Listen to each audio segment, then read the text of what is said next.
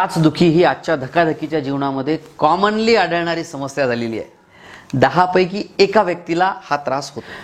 याच्यामध्ये काय लक्षणं असतात? सकाळी उठल्यावर जमिनीवर पाय ठेवला की तीव्र भयंकर अशा वेदना होणे, चालायला त्रास होणे, पाय न टेकवता येणे, त्याचप्रमाणे खूप जास्त दुखणे, अशी लक्षणे या टाचदुखीमध्ये आढळतात। चला तर बघूया टाचदुखी होते कशामुळे, याची कारणे काय काय आहेत आणि याचा परमनंट उपाय कसा करावा। मी डॉक्टर शीतल टोंगसे आपल्या सगळ्यांचं माझ्या या YouTube चॅनलवरती स्वागत करतो। डॉक्टर टोंगसे होमिओपॅथी हा चॅनल सबस्क्राइब करा, त्यासमोरील बेल आयकॉनवर क्लिक करा, लाईक शेअर करा, आजारमुक्त निरोगी जीवन जगा। सगळ्यात पहिले आपण समजून घेऊ टाचदुखी होते कशामुळे। टाचदुखी ही मुख्यतः 2 कारणांमुळे पाहिली जाते। पहिले कारण म्हणजे टाचेचे हाड वाढणे आणि दुसरे महत्त्वाचे म्हणजे टाचेचे हाड आणि पायांची बोटे याला जोडणारा फेसिया असतो। टाचेचे हाड आणि पायांची बोटे याला जोडणारा एक फेसिया असतो, ज्याला प्लॅंटर फेसिया म्हणतात। त्याच्यावरती सूज येणे किंवा कुठल्याही कारणाने त्याला इंजुरी किंवा जखम होणे।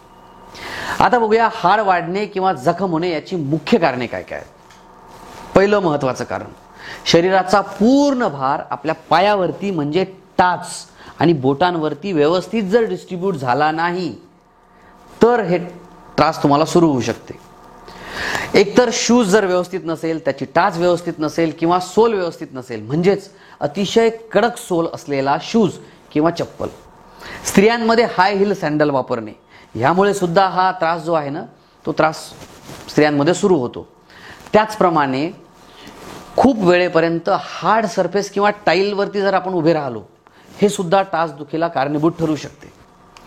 दुसरं महत्त्वाचं कारण, वजन जास्त असणे, हे सुद्धा एक महत्त्वाचं कारण टाचदुखीसाठी ठरू शकते। कारण स्वाभाविकपणे वजन जर जास्त असेल तर काय होईल, तर पायाच्या टाचेवर वजन जास्त पडेल आणि पर्यायाने टाचदुखी सुरू होईल। तिसरं महत्त्वाचं कारण, टाचेचे हाड वाढणे।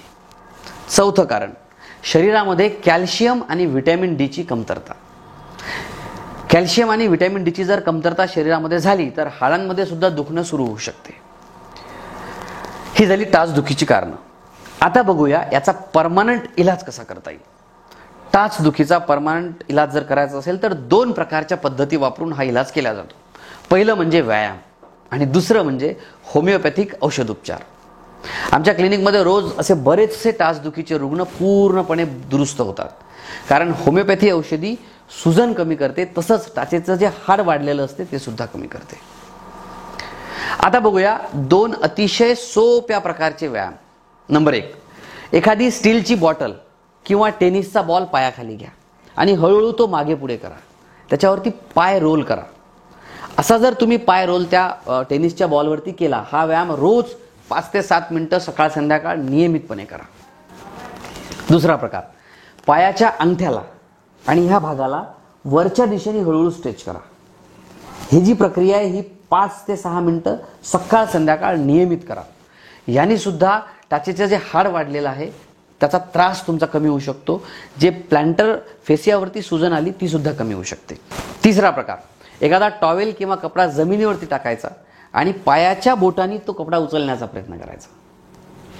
3-4 वेळा असा प्रयत्न करा, टाच खाली टेकू द्या। हा प्रयत्न तुम्ही कंटिन्युअसली 3-4 वेळा जर केला, म्हणजे 5 ते 7 मिनिटं जर हे केलं तर हा त्रास कमी होऊ शकतो।